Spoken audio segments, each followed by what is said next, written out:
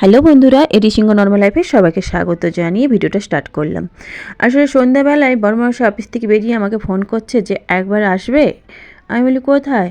বলছে যে একটু বাজার যাবো, একটু আসো তো। আমি বললাম ঠিক আছে চলো, আমি তো সন্ধ্যা দিচ্ছি, সন্ধ্যাটা দিয়ে বেরোচ্ছি। তো ঠাকুরকে এখানে সন্ধ্যা দিয়ে দিয়েছি, দিয়ে আমি বেরিয়ে পড়ছি, বেরিয়ে রেডি হয়ে গেছি। আর রেডি হয়ে এবার যাবো, জানি না কেন ডাকছে, বললো একবার আসবে নিচে, একবার বাজারেও তো কিছু করতে হবে। আমি বললাম ঠিক আছে তাহলে যাচ্ছি। আসলে আমার এই ঠান্ডায় না সন্ধ্যে হলে বেরোতে ইচ্ছে করে না, তবুও যখন বললো তাহলে একবার যাই, মেয়েকে নিয়ে একবার ঘুরেও আসি।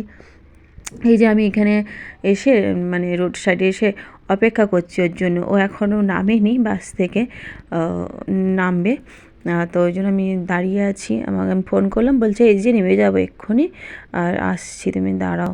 আমি বলি ঠিক আছে তাহলে আসো, আমি এখানে দাঁড়িয়ে আছি। আর এই যে দেখুন এইখানে এটা হচ্ছে আমাদের রোড, এখানে এত গাড়ি যাতায়াত করে না, উফ মাথা খারাপ। আর আমার না একটু অ্যালার্জির ধাত আছে, এই গাড়ির ধুলো টুলো না আমার হয় না। এদিকে যে বর্মশাই চলে এসছে, দিয়ে বলছে চলো। আমি কোথায় যাবো না, এই যে বাজার করবো একটু। আমি তো বাজার তো তুমি নিজেও করে নিয়ে আসতে পারতে।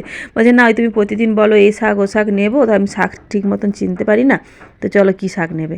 তো দেখুন বন্ধুরা, এখানে এই যে এই সব শাকগুলো পাওয়া যায়, এগুলো তো আমি কী সব নামই জানি না এইসব শাকের।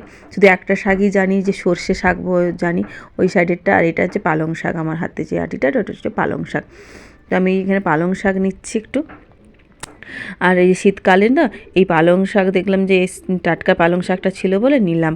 আর শীতকালে তো জানেন পালং শাকের তরকারি খেতে, ডাল খেতে, সব রকম মানে অনেক রকমের বিভিন্ন রকমের রেসিপি হয় পালং শাক দিয়ে, খেতে খুবই ভালো লাগে, তো ওই জন্য আমি নিলাম। এইদিকে দেখুন সবজি দোকান, এইখানে এসে আমরা সবজিগুলো নেই, বিভিন্ন রকম সবজি এখান থেকেই আমরা নেই। মানে যা বিভিন্ন রকম পাওয়া যায়, যদিও আমরা যেটা খাই সেটাও থাকে, যেটা না খাই সেটাও থাকে।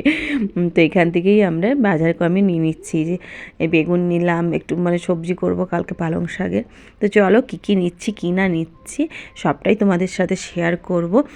তো এখান থেকে সবজিগুলো আমি নিয়ে নিই। আর বর্মশাই বলছিল যে আলু পেঁয়াজ নিতে হবে কি, আমি বললাম যে না নিলেও চলবে, আছে। বলছে আচ্ছা ঠিক আছে।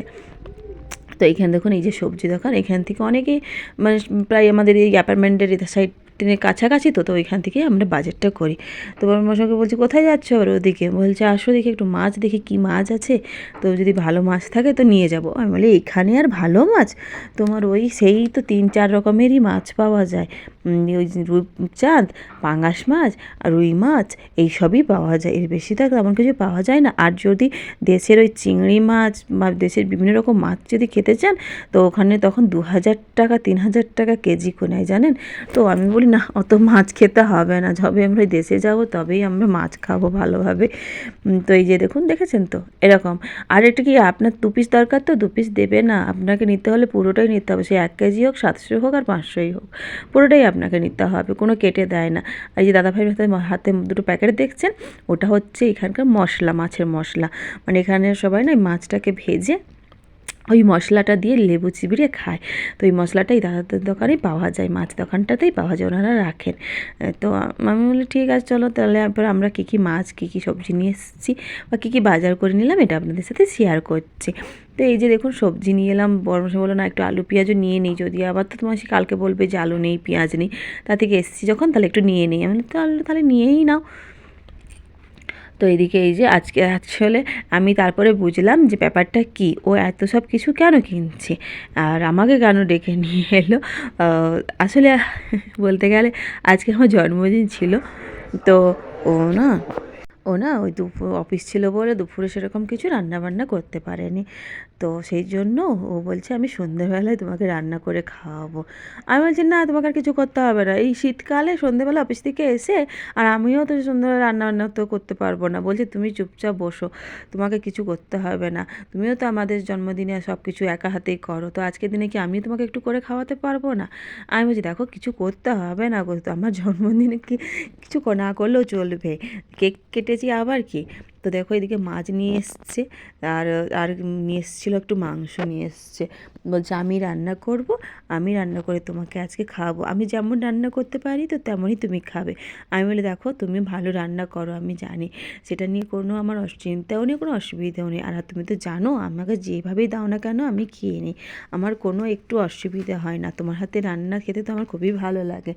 কেন বলতো সবসময় তো আমার হাতেই রান্না আমি নিজেই খাই, বড়মশাইদের হাতে রান্না খেতে আমার একটু খুবই ভালো লাগে। চলুন মাছগুলো সব ধুয়ে নিই।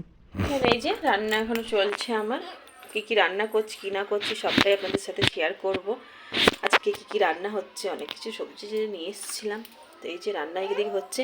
আর একটা জিনিস দেখাই, শুধু দেখুন, এইটা হচ্ছে আমার ঘর মানে ডাইনিংটা করে কি করেছে আমার পরাণ পাখি, আমি বলতে পারবো না। এই পরাণ পাখি আমার ঘরটাকে এত সুন্দরভাবে গুছিয়ে গাছিয়ে রাখে। আমি সবসময় ছড়িয়ে ছিটিয়ে রাখি, আমার পরাণ পাখি কি সুন্দর গুছিয়ে রাখে। এই যে গুছিয়ে আমার কোলে চলে এসছে। চলুন আমি ঘরগুলো গুছিয়ে নেই, তারপরে কথা হচ্ছে। তো ওই যে দেখলেন এত সব ঘর গুছাতে গুছাতে না রান্নার ভিডিওটা আর করাই হয়নি। তো এদিকে দেখুন বড়মশাই কত সুন্দর করে আমাকে সাজিয়ে দিয়েছে, আর কি কি রান্না করেছে সবটাই আপনাদের সাথে শেয়ার করব। মানুষটা একা নিজের হাতে না সব কিছু করেছে, আমাকে কিছু করতে দেয়নি, আমি শুধু কেটে দিয়েছি, একটু হেল্প করে কেটে দিয়েছি, না কাটলে তো নয়। যে দেখুন ভাত করেছে, সিম ভাজা, বেগুন ভাজা, ভেন্ডি ভাজা, পটল ভাজা, আলু ভাজা করেছে। আমি বললাম কিছু করতে হবে না, তবু এতগুলো করেছে। মাংস করেছে একটু, আর করেছে মাছের কাই করেছে, একটু সর্ষে পোস্ত দিয়ে ভালোভাবে রান্না করেছে, দেখো কি সুন্দর লাগছে তাই না। আর করেছে ডাল। আমি বলি রাত্রিবেলা এইটাই না আমার অনেক। আর এই সাথে দিয়েছে একটু কেকটা কেটেছিলাম সকালবেলা ভোরবেলায়, দেখেছেন ওই কেকটা একটু ছিল, বললে একটু কেক নাও। আর পায়েস তো আমি করতে পারলাম না, আমি বলি না পায়েস করতে হবে না গো, আমার এমনিতেই আমি একটু মিষ্টি জিনিস কম খাই। তো চলুন আজকের এইটা খেয়ে, আমার বরের হাতে রান্না খেয়ে আজকে আমি আমার জন্মদিনটা স্পেশাল করে ডিনারটাকে কমপ্লিট করি। আপনারা কে কী খেয়ে আমার ডিনার করলেন কমেন্টে জানিও। আর ভিডিওটি ভালো লাগলে লাইক কমেন্ট শেয়ার করে